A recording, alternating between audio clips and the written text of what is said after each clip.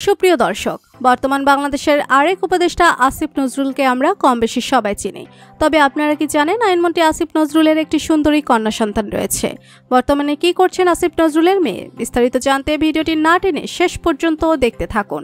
তরুণ ছাত্রদের নেতৃত্বে সংগঠিত গণ অভ্যুত্থানের মুরব্বী হিসেবে সবসময় সামনের সারিতে দেখা গিয়েছে ঢাকা বিশ্ববিদ্যালয়ের আইন বিভাগের অধ্যাপক ডক্টর আসিফ নজরুলকে। দেশের অনেক শিক্ষার্থীর আদর্শ আসিফ নজরুল, সুশীল সমাজের একজন তিনি।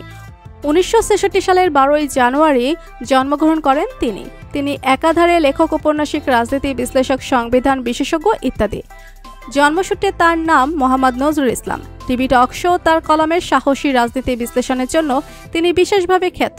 বেশ কিছু গ্রন্থের রচয়িতাও তিনি। আসিফ নজরুল ঢাকা বিশ্ববিদ্যালয়ের আইন বিভাগ থেকে 1986 সালে স্নাতক ও 1987 সালে স্নাতকোত্তর সম্পূর্ণ করেন।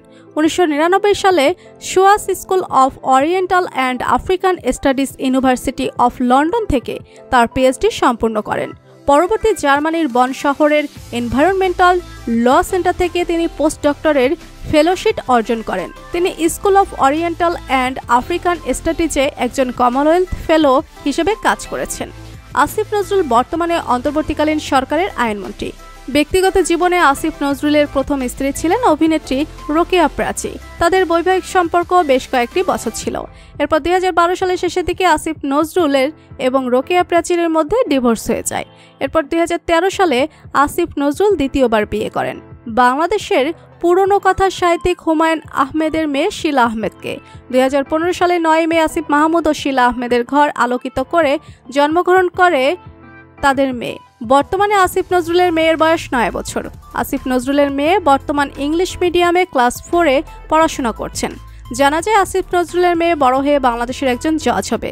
মেয়েকে নিয়ে মা শিলা আহমেদ বলেন, আমার মেয়েকে নিয়ে আমার অনেক স্বপ্ন রয়েছে। আমি চাই আমার মেয়ে যেন বড় হয়ে ওর বাবার মতো দেশের জন্য, দেশের মানুষের জন্য ভালো কিছু করতে পারে।